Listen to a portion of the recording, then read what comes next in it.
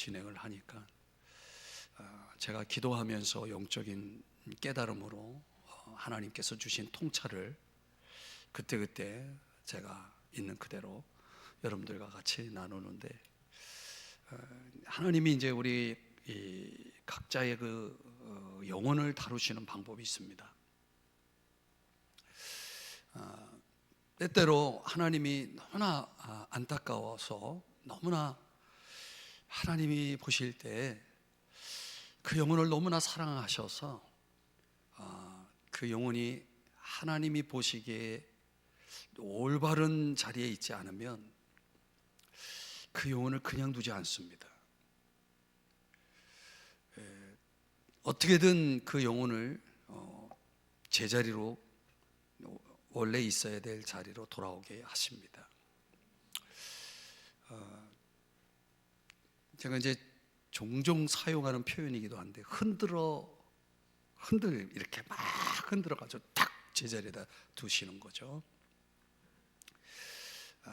저도 그런 과정들을 하나님 안에서 얼마나 많이 훈련을 받고 하나님께서 저를 여기까지 오게 하셨는지, 저는 이렇게 간증을 한다면 얼마나 많은지 모릅니다. 근데 가만히 이제 영적으로 제가 우리 성도들을 놓고 기도를 그렇게 하다 보면은 지금 그렇게 막 흔들고 있는 영혼들이 있는 것을 제가 느낍니다. 제가 이제 할 수 있는 건 그 하나님이 이렇게 흔들실 때 그 사람이 빨리 깨달아야 되는 겁니다. 빨리 깨닫고 하나님 앞에 항복을 해야 되는데, 그걸 버티잖아요. 그럼 어른들은 넘어지면 크게 다치는 경우가 많아요. 아이들은 넘어져도 그냥 툴툴 털고 일어나잖아요.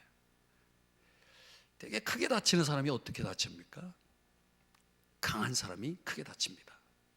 그러니까 하나님께서 내가 너무 강해, 그러면 하나님이 크게 흔드십니다. 이 야곱이 너무 강하니까 결국 하나님이 어딜 건드렸습니까? 못 걷게 하시잖아요. 그러니까 너무 이 소위 말하는 자기 꾀에 의해서 너무 그쪽으로 가니까 하나님이 너는 그냥 너 발로 걷는 거는 좀 안 되겠다 해서 하나님이 툭 흔도표를 하나님께서 다루십니다. 그런데 사람은요 참 안 바뀝니다. 야곱이 그렇게까지 하나님 안에서 훈련받았어도 우리가 보는 이 하나님과의 씨름에서 하나님이 저주시긴 했지만은 그러나 여전히 야곱은 야곱이었습니다. 그래서 한 번 더 흔들죠. 그래서 가정을 크게 한번 흔들어 놓습니다. 결국은 그가 다시 있어야 될 자리로 모아서 이제 다시 시작을 하죠. 그게 베델이에요. 그러니까 오늘 이 자리가 여러분에겐 베델이 되어야 됩니다. 베델이라고 하는 사건은 야곱에게 있어서는 그가 하나님을 처음 인격적으로 만난 자리입니다. 근데 종종 하나님께서 우리를 처음 하나님을 만났던 그 자리로 다시 돌아오게 합니다. 오늘 성경에 1절에 그 단어가 나옵니다. 경고라는 단어가 나옵니다. 이 경고라고 하는 이 단어는 어떤 예언적인 성격을 가리키는데, 어떤 예언적인 성격이냐면 잠자는 자를 깨우기 위한 경고입니다. 그 잠자는 자들이 누구냐? 당연히 오늘 이 스가랴서의 배경인 유다 백성들을 가리킵니다. 하나님은 잠자는 자를 그냥 둔 적이 없습니다. 깨웁니다. 이 깨우는 여러 가지 다양한 방법들이 있죠. 이렇게 할 수 있는 그 하나님은 어떤 분이냐면 오늘 1절에서 그렇게 말하죠. 하늘을 펴시며. 여러분 해본 적 있습니까? 하늘을 펴본 적 있습니까? 이거 우리가 할 수 있는 일이 아니죠. 땅에 터를 세우시며 역시 마찬가지죠. 하나님은 어떤 분이라는 겁니까?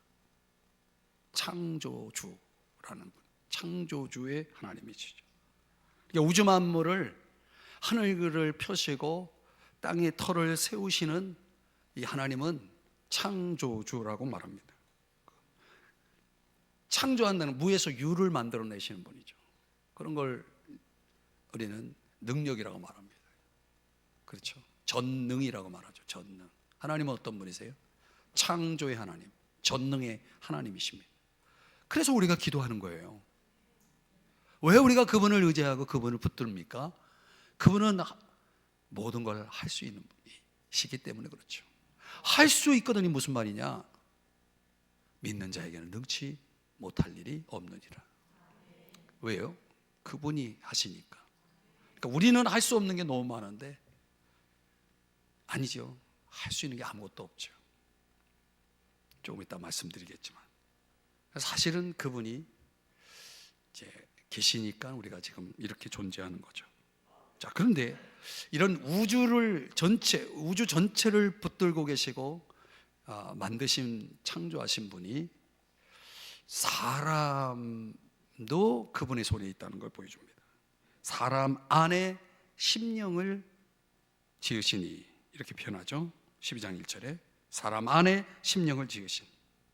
그러니까 모든 환경을 세우시고 그 환경을 붙들고 계신 통치자이신 그분이 사람 안에, 심령이라는 것은 영혼을 얘기해요. 르하흐라고 하는 이 원어인데 영혼이에요, 영혼. 그래서 예레미야 38장 16절에 뭐라고 말씀하냐면 영혼을 지으신 여호와 그랬습니다. 영혼. 여러분, 사람은 영적인 존재예요. 이 육이라고 하는 것은 여러분이 죽어보진 않았죠. 저는 목회를 하면서 죽은 사람 많이 봤습니다. 여러분, 이 육이라고 하는 것은 아무것도 아닙니다. 불에 들어가면 다 사라지는 거예요. 남는 건 뼈, 분골이죠. 분골. 뼈밖에 없어요. 바람에 흩날리는 그 분골. 인간의 존재라는 거 아무것도 아닙니다. 근데 하나님이 흙으로 사람을 지으시고 그 코에 생기, 하나님의 호흡, 하나님의 생명, 하나님의 영을 집어넣어 주시니까 사람이 생명이 된지라, 살아있는 존재가 됐다는 거예요. 그러니까 인간이 인간일 수 있는 건 인간 안에 영혼이 있기 때문에 그런 거예요. 그 영혼과 육체가 지금 함께 결합되어 있는 존재로 우리가 살아가는 거죠. 그런데 그런 호흡을, 생명을 불어넣으신 그분이 사람을 어떻게 하지 못하겠습니까? 영혼을 지어서 각자의 그 생명 속에, 인간 육체 속에 넣어주신 분이 그 인간을 다루지 못하겠습니까? 잠언 21장 1절 현대인의 성경으로 보면 마음을 다스리시는 분이라고 말하고 있어요. 사실 우리 인간이 굉장히 자기 뜻대로 살아가는 것 같지만 그 생각의 방향을 또랑물처럼 마음대로 바꾸신다고 그랬어요. 하나님이 하시면요, 그렇게 하시는 거예요. 인간의 마음도요, 뭔가 자기 뜻대로, 자기 생각대로 살아가고 있는 것 같지만 결국 그 생각을 붙들고 있는, 주장하는 분은 하나님이신 거예요. 그래서 하나님은 항상 어디를 보시냐면 마음을 보신다는 거, 마음을 살피시는 분이다. 그러니까 지금도 여러분이 이 자리에 몸을 두고 있지만은 사실 지금 중요한 건 여러분의 마음이에요. 그러니까 여러분의 마음을 지금 다 살피고 있는 거예요. 그분을 속일 수가 없어요. 그분이 모르시는 게 없어요.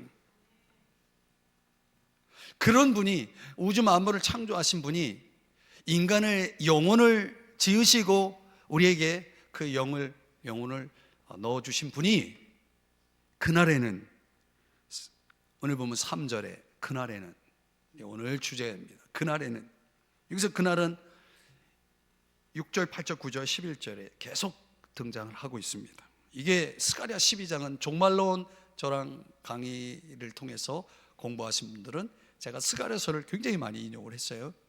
사실상 스가랴서 12장, 13장, 14장은 종말론에 대한 예언입니다. 그래서 그날은 우리에게는 이제 마지막 때를 가리킵니다. 그 마지막 때를 우리가 지금 살고 있죠. 사도행전에 표현대로라면 말세죠. 요엘 선지자가 이 단어를 사용했죠. 지금 우리는 말세 중에 말세 가운데 살고 있는 거죠. 그날에는, 이 마지막 때, 오늘 본서에 자주 언급된 또 하나의 단어가 예루살렘입니다. 이 12장, 13장, 14장에만 52번 나와요. 엄청 많이 나오죠. 죄송합니다. 22번 나와요. 그 22번 나오는 이 예루살렘이라는 건 지리적 의미도 있지만은 사실상 하나님의 백성을 가리킵니다. 궁극적으로는 바로 교회, 저와 여러분을 가리키는 거죠. 오늘 우리가 들여다볼 그리고 기도해야 될 이 중요한 기도 제목이 오늘 이 예루살렘을 좀 풀어드림으로 인해서 그날에 하나님이 예루살렘을 어떻게 하실지, 그날에 교회를 어떻게 하실지, 저와 여러분을 어떻게 하실지 오늘 이 본문 속에서 이 온 세상의 통치자, 창조자, 주관자께서 그날 마지막 때 교회인 저와 여러분을 어떻게 하실지를 2가지를 약속하고 있어요. 첫 번째는 구원하시겠다는 거예요. 구원. 자, 2절을 한번 보시겠습니다. 우리 한번 자막의 내용을 같이 함께 읽어보도록 하겠습니다. 시작. 보라, 내가 예루살렘으로 그 사면 모든 민족에게 취하게 하는 잔이 되게 할 것이라. 예루살렘이 에워싸일 때에 유다에까지 이르리라. 아멘. 예루살렘으로 그 사면 모든 민족에게 취하게 하는 잔이 될 것이다. 이 예루살렘이 술잔이 된 거예요. 예루살렘이 술잔이 된 거예요. 그러면 술잔을, 여러분 술 드시는 분, 술잔을 들면 어떻게 됩니까? 하면 어떻게 되는 겁니까? 취하게 되죠. 사람이 취하면 어떻게 됩니까? 여러분, 술 취한 사람이 싸움을 한다고 생각해 보세요. 싸움이 됩니까? 안 됩니까? 안 해보셨잖아요. 어떻게 알아요? 이 표현 속에는 예루살렘을 술잔되게 한다는 거예요. 예루살렘을 공격한 사람들이 예루살렘이 술잔이니까 그 예루살렘이라는 술잔을 마셨어요. 공격이 돼야 안 돼요. 공격이 안 된다는 거예요. 공격을 못하게, 그들이 취하게 만들겠다는 거예요. 마치 술에 취한 자처럼 비틀거리고 쓰러지게 만들겠다는 거예요. 예루살렘을 정복하려고, 쥐어삼키려고 공격을 했는데 그 예루살렘이라는 술잔에 취해서 공격에 실패하고 마는 거죠. 무력화되는 거죠. 3절. 그날에는 내가 예루살렘을 모든 민족에게 무거운 돌이 되게 하리니. 여러분, 너무 무거운 돌이에요. 근데 그 돌을 내가 들으려고 해요. 낑낑대면서 들락말락 했는데 들었다가 그걸 놨어요. 그래가지고 발이 끼어가지고 발이 골절상을 당했어요. 지금 그런 표현이에요. 크게 상할 것이라. 그 예루살렘을 어떻게 하려고 들어보려고 했는데 그것에 의해서 그 돌을 든 자들이 크게 상처를 입게 될 것이다. 예루살렘을 공격하는 자들이 오히려 자신들이 상처를 받게 하시겠다라고 말씀을 하는 거죠. 공격이 실패할 것이다. 4절. 그날에 내가 모든 말을 쳐서 놀라게 하며. 저기 예루살렘을 공격할 때 뭘 앞세웁니까? 병력을 앞세우는데 특별히 마병들, 말을 타고 이제 공격을 하는 마병들이 쳐들어옵니다. 근데 그 마병들이 타고 있는 말이 미쳐버려요. 그 주인의 말을 들을 수가 없어요. 근데 그 말이 미친 정도가 아니라 눈이 멀어버려요. 오늘 4절에 그렇게 말하고 있죠. 그들의 무기가 아무런 소용이 없게 되고 마는 것입니다. 거기에다가 그 탄자를 쳐서 미치게 하는 거예요. 말도 미치고 말 탄 자도 미치는 거예요. 그럼 공격이 되겠습니까? 공격이 될 수 없죠. 지금 계속 2절, 3절, 4절에서 뭘 약속하고 있는 겁니까? 하나님께서 이스라엘 공격하는 자들을 다 이렇게 만들겠다는 거예요. 하나님이 개입하시겠다는 거예요. 그래서 예루살렘을 보호하시겠다는 거죠. 예루살렘을 구원해 내시겠다는 거예요. 6절.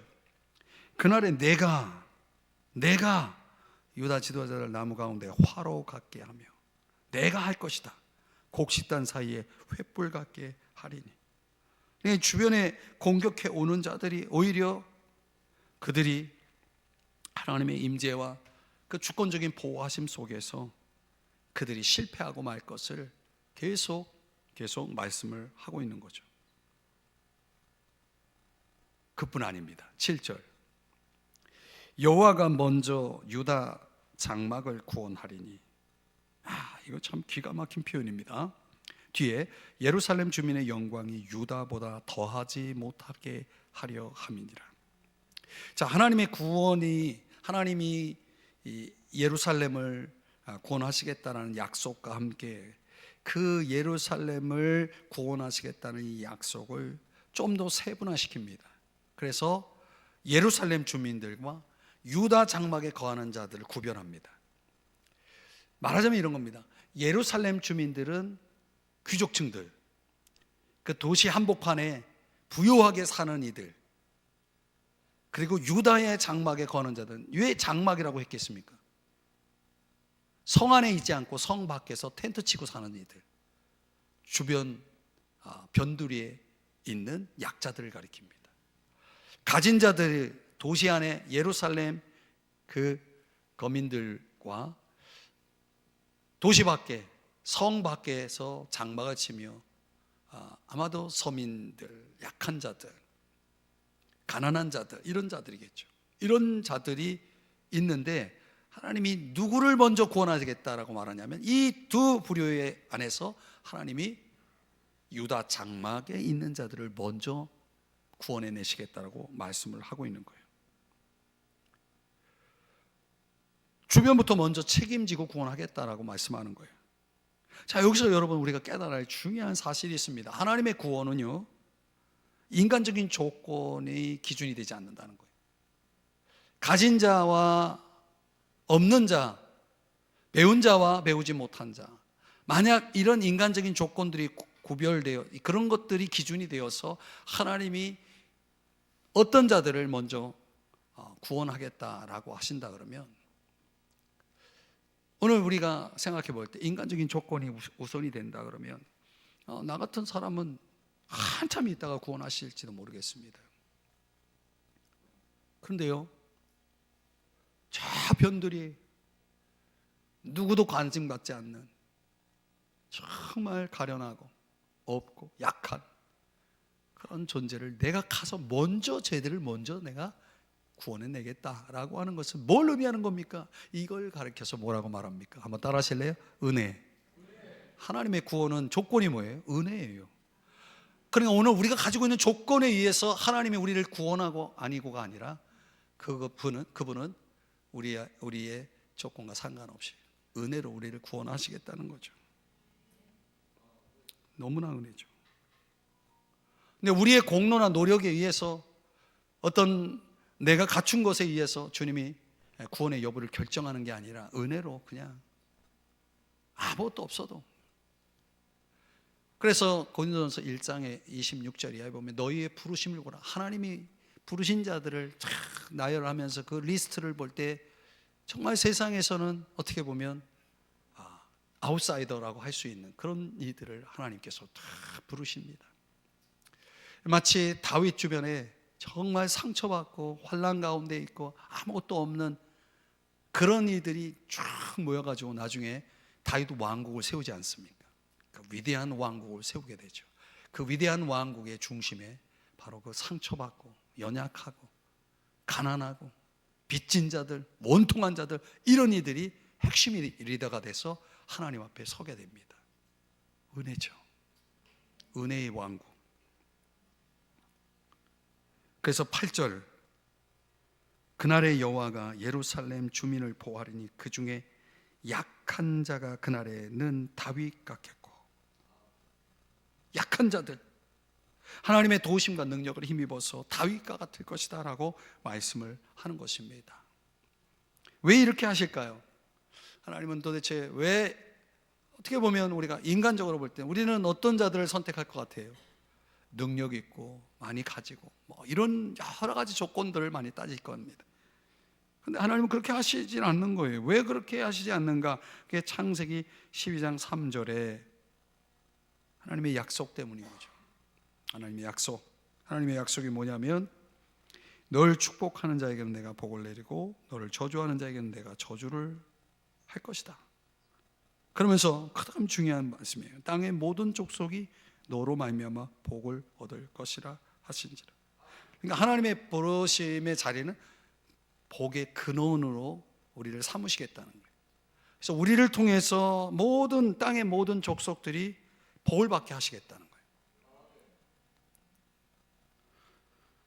이사야 43장 1절에 보면 하나님이 그 부르신 자들에 대해서 하나님께서 이렇게 말씀을 하셨어요. 자, 이 말씀은 참 귀한 말씀. 다 같이 한번 읽어보겠습니다. 시작. 야곱아, 너를 창조하신 여호와께서 지금 말씀하시니라. 이스라엘아, 너를 지으시니가 말씀하시느니라. 너는 두려워하지 말라. 내가 너를 구속하였고 내가 너를 지명하여 불렀나니 너는 내 것이라. 너는 내 것이라. 근데 왜 이렇게 하셨는가라고 하는 이 물음을 제가 던졌잖아요. 이유는 내 거니까, 내 것이니까, 하나님의 것이니까. 하나님이 창조하셨고 하나님이 구속하셨는데 말할 필요 없는 거죠. 하나님의 거죠. 그래서 이사야 43장 2절에도 뭐라고 말합니까? 내 건데 보호하시지 않겠어요? 물 가운데 지날 때 함께 하지 않겠습니까? 강을 건널 때 물이 침몰하지 못하게 하시지 않겠습니까? 불 가운데 지날 때도 타지도 아니할 것이고 불꽃이 너를 사르지도 못하리니. 왜요? 그렇죠. 하나님의 것이니까. 하나님의 것이니까. 근데 그날에 하나님이 왜 우리를 구원하시겠다라고 말씀하고 있고 약속하고 있습니까? 그분 거니까. 그분 거니까. 여러분, 오늘 이 시간에 확실히 해야 될 게 바로 이거예요. 여러분은 누구의 것입니까? 그 믿음이 정말 진짜 여러분의 믿음이라면 여러분이 뭘 염려하시겠어요? 뭘 걱정하시겠어요? 하나님이 여러분의 주인이신데 하나님은 여러분의 주인이십니다. 그분이 하실 겁니다. 그래서 계속 내가 하겠다라고 하는 이 말씀을 하고 있는 겁니다.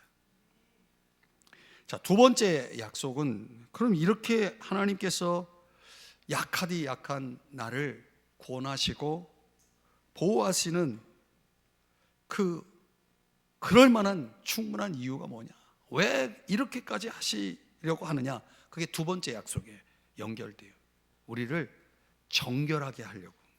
그러니까 우리를 왜 그렇게 구원하시려고 하고 보호하시려고 하냐면 거기서 하나님이 우리를 그냥 구원하는 것으로 끝나는 것이 아니라 거기에서 멈추지 않고 보다 더 궁극적인 목적이 있어요. 우리를 정결하게 만들기 위해서 부르신다는 거예요. 그래서 하나님이 이 마지막 때의 관심은 저와 여러분이 그분을 만나기 전에 정결해지는 거예요.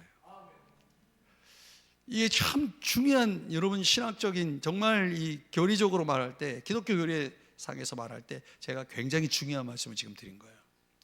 그러니까 하나님이 이 마지막 때 저와 여러분에게 가장 관심을 두고 있는 주제가 바로 그거예요. 정결이에요. 정결. 근데 오늘날 우리가 여기에 별로 관심 없어요. 정결해지는 거에 관심 없어요. 잘 되는 거에는 관심이 있는데 정결해지는 거에 관심 없어요. 하나님이 이스라엘이라는 나라를, 국가를 보존하겠다라고 하실 때는 그 이스라엘 국가를 쓰시려고 보존하는 거예요. 그분 거니까. 근데 하나님이 쓰시려면 조건이 있어요. 깨끗해야 돼. 여러분, 그릇이 아무리 좋은 그릇도요, 깨끗하지 않으면 쓸 수가 없어요. 그러니까 하나님이 중요시하는 건 정결인데, 이 정결을 다른 말로 표현하면 영적 회복입니다. 영적 회복. 영적 회복. 그 영적으로 내가 회복되는 방법은, 이게 참 오늘 저와 여러분이 씨름해야 될 기도 제목인데, 회개를 반드시 해야 돼요. 그런데 여러분, 제가 정말 성경적인 이 스가랴 12장에 나오는 회개를 경험한 사람입니다. 근데 회개가 뭡니까? 회개가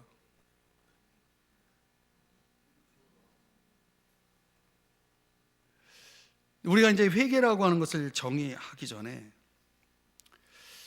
결론부터 말씀드리면, 회개는요, 내가 하고 싶어도 하고 싶다고 되어지는 게 아닙니다. 구원도 내 노력과 공로에 의해서 이루어지는 것이 아니고 선물이라고 말씀드렸잖아요. 은혜라고 말씀드렸죠. 회개도 이게 은혜예요. 그러니까 나 오늘 회개해야지, 내가 아무리 마음 먹어도요, 회개가 안 돼요. 회개가 될 수가 없어요. 내가 의지적으로 하는 게 회개가 아니라는 거예요. 하나님의 말씀을 딱 들을 때 이제 이 회개라고 하는 위로부터 내려오는 이 강력한 은혜가 임하기 전에 하나님 말씀을 들을 때 하나님이 그 회개를 위해서 준비시키는 작업이 있어요. 그게 뭐냐면, 말씀을 들을 때 은혜를 받아요. 은혜를 받아요. 이 말씀이요, 다 내 얘기예요. 은혜 받는 사람 특징이 뭐예요? 말씀이 다 나 얘기예요. 나에 대해서 이야기를 해요. 반대로 말씀을 들을 때 자꾸 다른 사람이 생각나. 그러면 그분은 지금 은혜를 받는 게 아니라 시험을 받고 있는 거예요.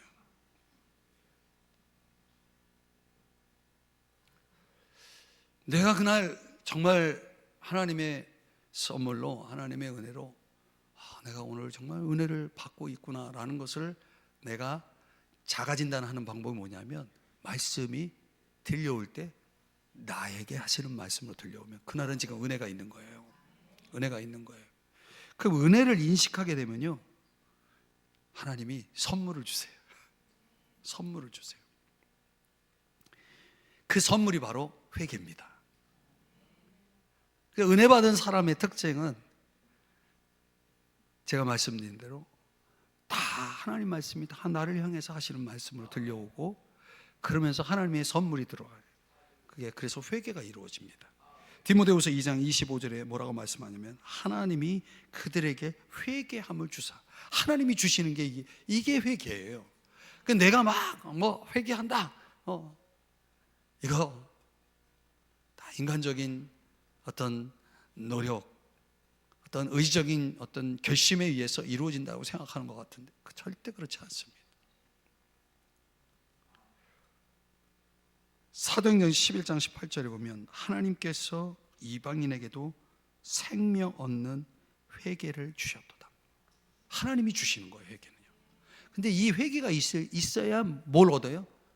생명을 얻는 거예요. 그 회개가 없는 신앙생활을 하시는 분들, 회개 없는 신앙생활은 생명이 없는 거예요, 사실은. 근데 그 생명이 뭐와 함께 주어지냐면, 요엘서 2장 28절, 내 영을 만민에게 부어주니, 성령을 가리킵니다. 그러니까 생명 없는 회개가 성령의 임재와 함께 주어져요. 우리가 흔히 이런 것들을 성령 세례라고도 말합니다. 이거는 좀 교리적으로 장로교단이나 이 칼비니즘, 웨슬리언에 따라서 해석들이 약간 차이가 있지만은, 뭐 어떻든 간에 성령이 임하면서 회개가 이루어집니다. 그 선물로 주어지는 겁니다. 그러면요, 성령이 임하면서 하나님이 주시는 생명 얻는 회개가 주어진 사람들은 그 다음 작업은 죄를 깨닫습니다. 내 죄를 깨닫습니다. 두 번째는 하나님께 용서해 달라고 고백을 합니다. 하나님, 저를 용서해 주십시오. 저는 죽을 죄인입니다. 참 신기해요. 내 의지가 하나 들어가지 않습니다, 여기에. 내가 막 뭘 생각하려고, 내가 뭘 잘못했지, 이런 어떤 의지적인 내가 어떤 노력이나 이런 것들이 전혀 들어가지 않습니다. 그냥 다 생각이 나요. 하나님 앞에 내 잘못한 거 다 생각이 나요. 다 생각난다는 것은 내가 충분히 하나님 앞에 회개할 수 있는 만큼 생각나요. 제가 이걸 경험했죠. 그 죄를 깨달으니까 사도행전 이전에 보면 그 베드로의 설교를 듣던 사람들이 그 깨달아지니까 뭐라고 말합니까? 형제 우리가 어찌할꼬 그러잖아요. 이 심정이 되는 거예요. 그럼 나 어떡하지? 이제 큰일 났다 이거. 죄의 삭스는 뭐예요? 사망이잖아요. 난 이제 죽었다 이거죠. 하나님 제발 용서해 주십시오. 이 죽을 죄인을 용서해 주십시오 하는 겁니다. 그게 12장 10절입니다. 내가 다윗의 집과 예루살렘 주민에게 은총과 강구하는 심령을 부어주니. 정확하게 번역했다 그러면 은총의 심령과 강구하는 심령을 부어주니. 심령은, 여기서 심령은 성령을 가리켜요. 성령을 의미하는 겁니다. 그러니까 은총의 성령, 강구하는 성령을 부어주시겠다는 거예요. 그 은총의 성령이라는 건 뭐냐면, 여러분, 성령이 우리 속에서 뭘 받게 하는 거예요? 은혜를 받게, 은혜를 경험하게 하는 거예요. 그 은혜를 경험할 때 하나님께서 우리의 마음에 어떤 역사를 이루시냐면, 주님의 사랑을 깊이 깨닫게 됩니다. 그 사랑이 깨달아지는 거예요. 제가 이 스가랴 12장을 경험했을 때 그 사건 속에서 이 사랑을 깨달을 때 그 눈물샘이 터졌어요. 그 앞자리에서 죄를 깨닫고 용서를 구할 때까지는 아직 눈물이 나오질 않았어요. 근데 그 사랑을 깨닫고 나니까 눈물이 쏟아지기 시작하더라고요. 나중에 알았어요. 그게 통회였다는 걸. 통회하는 심령. 들어보셨나요? 통회하는 심령. 두 가지 차원에서의 눈물이었죠. 이런 죄인 중에 죄인을 그 깨달음과 그런 나를 이렇게까지 사랑해 주시나요? 하는 눈물이었죠. 그 사랑을 깨달을 때 구원도 깨달아져요. 사랑을 깨달으니까 구원이 깨달아지더라고요. 왜 이렇게 사랑한 거예요? 나를 구원하시려고 사랑해 주셨구나. 그러면서 그 사랑이 깨달아지면서 제 입에서 기도가 막 나오기 시작한 거예요. 저는 기도를, 이 은혜를 받기 전에는 제가 여러 차례 여러분들이 간증도 했기 때문에 말씀드렸지만 기도가 뭔지 몰랐어요. 기도가 뭔지 모르는 제가 제 입에서 기도가 나오는데, 물론 그때는 방언이었어요. 제가 처음 들어보지도 못했던 내 입에서 나오는, 제가 무슨 소리인지 못 알아듣겠다 싶은 기도가 막 나오기 시작한 거예요. 근데 그 기도와 함께 제 속에는 말할 수 없는 회개가 막 쏟아져 나오는 회개의 기도였어요. 하나님의 은혜 받음이 성령의 임재와 회개의 역사가 동시적으로 제 안에서 일어난 거예요. 제가 지금 제 간증을 하는 게 아니라 스가랴 12장을 지금 풀고 있는 거예요. 그 순서들을 지금 말씀하는 거예요.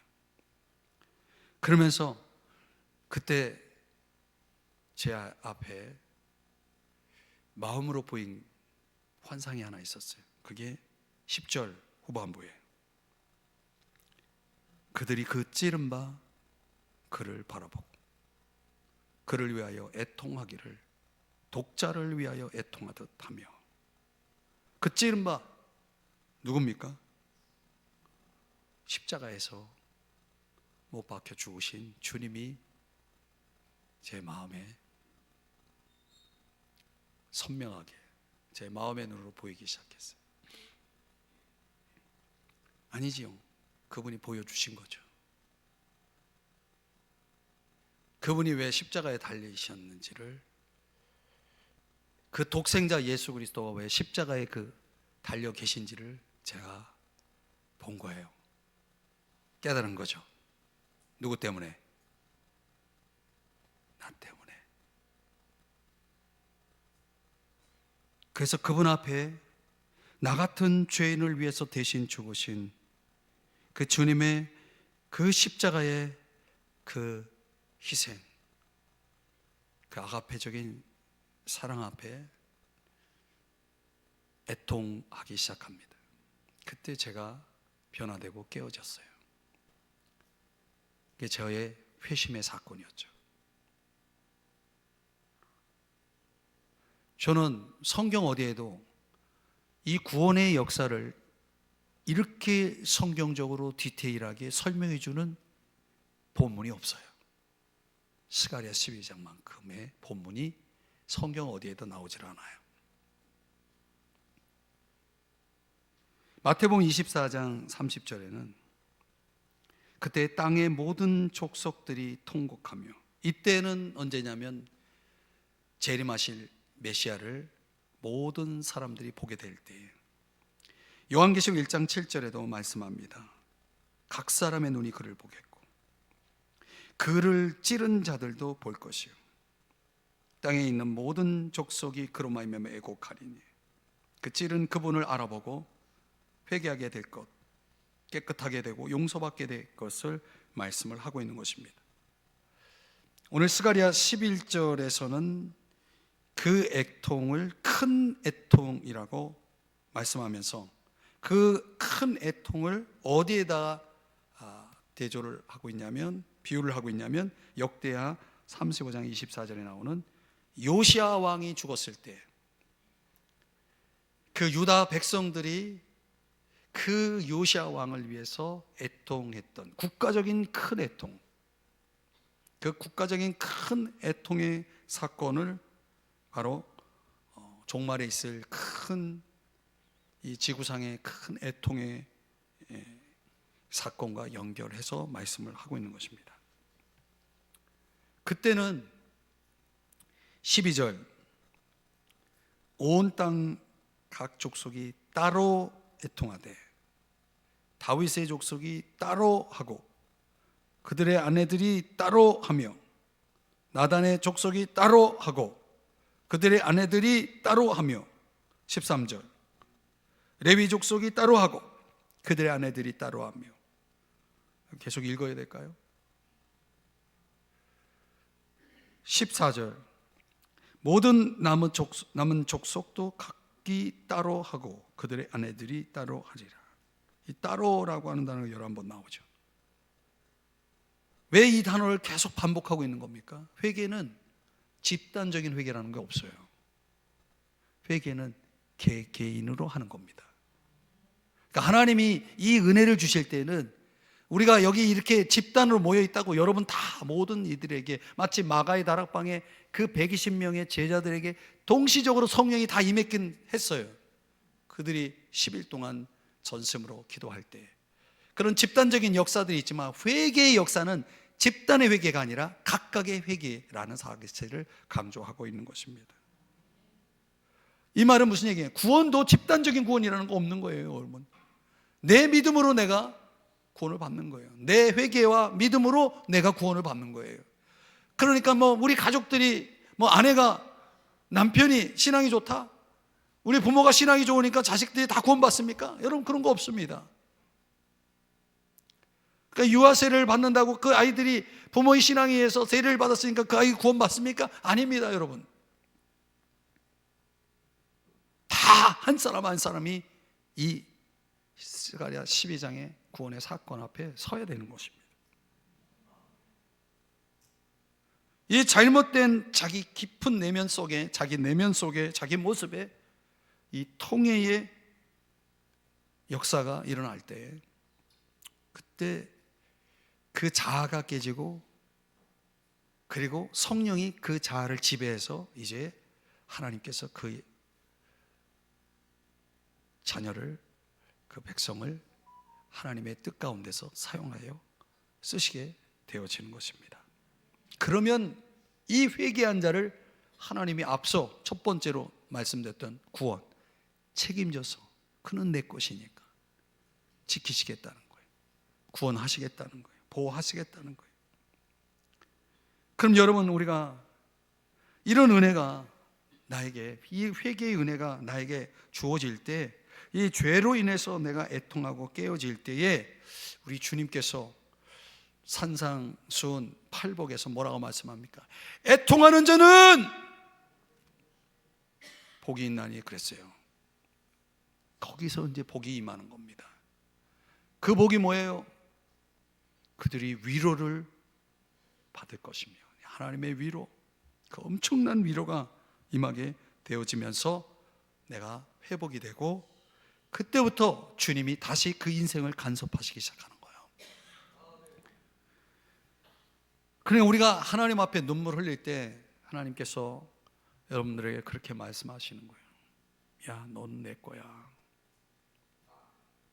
내가 너를 너무너무 사랑해. 여러분이 이 음성을 들으셔야 돼요. 이 스피커가 말하는 소리가 아니라 진짜 주님의 음성을 들으셔야 되는 거예요. 그 소리를. 그래서 여러분 안에 그 내면이 완전히 뒤집어져야 이제 새 사람으로 다시 시작할 수 있는 거예요. 그렇게 되면 주님은 그렇게 말씀하시죠. 너는 내 것이다. 내가 너와 함께 할 것이다. 이사야 41장 9절에 너는 나의 종이라. 너는 나의 종이라. 내가 너를 택하고 싫어하여 버리지 아니하였다. 이사야 41장 10절 두려워하지 말라. 내가 너와 함께함이라. 놀라지 말라. 나는 네 하나님이 됨이라. 내가 너를 굳세게 하리라. 내가 참으로 너를 도와줄 거야. 내 의로운 손으로 너를 붙들어 줄 거야. 이 약속을 받는 거예요. 이 약속을 받는 거예요. 제가 이 약속을 받았다는 거 아닙니까? 말씀의 결론을 맺으면, 여러분, 하나님의 백성 이스라엘처럼 오늘날의 교회, 예수 그리스도를 믿는, 예수의 이름을 부르는 우리들은 많은 고난, 시련을 겪게 되어 있습니다. 그래서 사도행전 14장 22절에 말씀하는 것처럼 우리는 하나님 나라에 들어가기 위해서 겪는 환난, 고난이라고 말하고 있는 거죠. 십자가가 있어야 부활도 있고, 고난이 있어야 영광이 있는 거죠. 그러니까 이 땅에서 우리가 예수의 이름으로 겪는 모든 고난은 그날의 비교할 수 없는 영광을 위한 준비라는 것을 알아야 됩니다. 그러니까 우리가 이 땅에서 영혼을 사는 자가 아니라 저 하늘나라에서 영혼을 살게 될 그 영광스러움을 향해 순례하는 저와 여러분들이기 때문에 주님은 더 좋은 것을 주시기 위해서 지금 우리가 원하는 것들을 때때로는 거절하시기도 하고 또 다른 것을 주시기도 하시는 거죠. 분명한 건 뭡니까? 우리는 하나님의 것이라는 거예요. 하나님 생각도 그래야 되고 나도 실제로 그렇게 돼야 돼요. 하나님의 것이 돼야 돼요. 그러려면 여러분이 오늘 회개의 역사가 일어나야 돼요. 하나님을 만나야 돼요. 하나님을 인격적으로 만나야 돼요. 그러니까 여러분이 머리로 믿는 하나님이 아니라, 여러분의 관습으로 믿는 하나님이 아니라 여러분이 인격적으로 믿는 하나님이 돼야 됩니다. 그래야 그때부터 내 신앙의 진짜 AD가 시작되는 거예요. 그럼 오늘 이 시간은 특별한 시간으로서 저 이번 주일에 진짜 초청을 하잖아요. 그 초청을 뭐 한 사람이든 두 사람이든 아무도 없어도 괜찮아요. 초청된 분이 아무도 안 와도 좋아요. 이미 초청되어 있는 우리 교인들 안에 하나님의 놀라운 구원의 역사가 있기를 저는 오늘 기도할 거예요. 제가 초청을 할 겁니다. 그래서 구원받기를 원하는 분들을 초청할 겁니다. 그때 하나님의 역사를 기대하면서 오늘 기도하려고 합니다. 오늘 이 시간에 기억해 하세요. 우리가 지금 말세 중에 말세를 살고 있다는 거, 주님이 언제인지 모르지만은 오신다는 것, 다시 오신다는 것. 그날에 오늘 우리를 주님을 만날 그날 때까지 이때를 사랑하는 우리들을 주님 너무 사랑하셔 두 가지를 약속하는 거예요. 내가 반드시 흔들어 깨워서라도 그를 반드시 구해낼 거다. 그리고 그를 정결하게 만들 것이라는 거예요. 그럼 이 두 가지 스텝에 내가 완전히 녹아져 있고 서 있다 그러면 그때 이 마지막 때 그 사람들 하나님 앞에 쓰임 받는 사람이 될 겁니다. 렘넌트, 진정한 렘넌트가 되는, 남은 자가 되는 거죠. 저는 오늘 이 시간에 우리의 의지를, 우리의 어떤 열심을 여러분들에게 가지라고 말씀드리고 싶지 않아요. 은혜는요, 내가 애쓴다고 힘쓴다고 되는 게 아니더라고. 내가 막 그냥 간절히 막 하나님 앞에 막 몸부림을 치고 막 부르짖고 그런다고 은혜가 임하는 거 아니더라고요. 은혜는요, 하나님이 주셔야 은혜입니다. 오늘 그런 마음으로 우리가 마음을 탁 내려놓고 정말 하나님 앞에 자유함을 가지고, 그래서 제가 잘하는 방법은 이거예요. 하나님, 저를 좀 불쌍히 여겨주시면 안 될까요? 불쌍히 여겨달라는 말도 못하겠어요. 그냥 불쌍히 여겨주면 안 될까요? 근데 하나님이요, 제 마음을 아시는 것 같아요. 불쌍히 여겨주시. 그래 막 응답을 주시.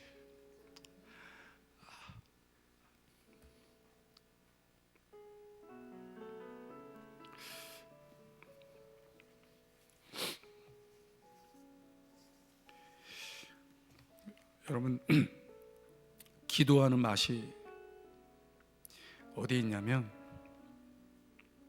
응답받는 데 있어요.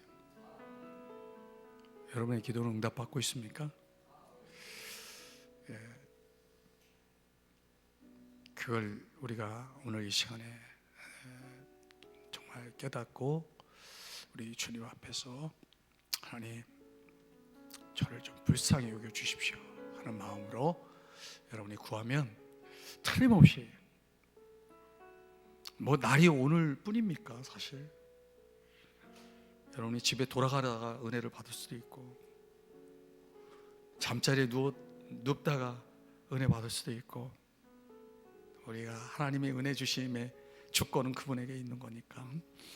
그러나 여러분, 오늘 이 시간에 하나님 앞에 우리가 기도하며 나아갈 때 주여, 주께서 나를 좀 불쌍히 여겨주시기를 바라는 마음으로 오늘 찬송하고 또 기도하는 시간을 갖고 돌아가도록 하겠습니다. 제가 기도하겠습니다. 하나님 아버지,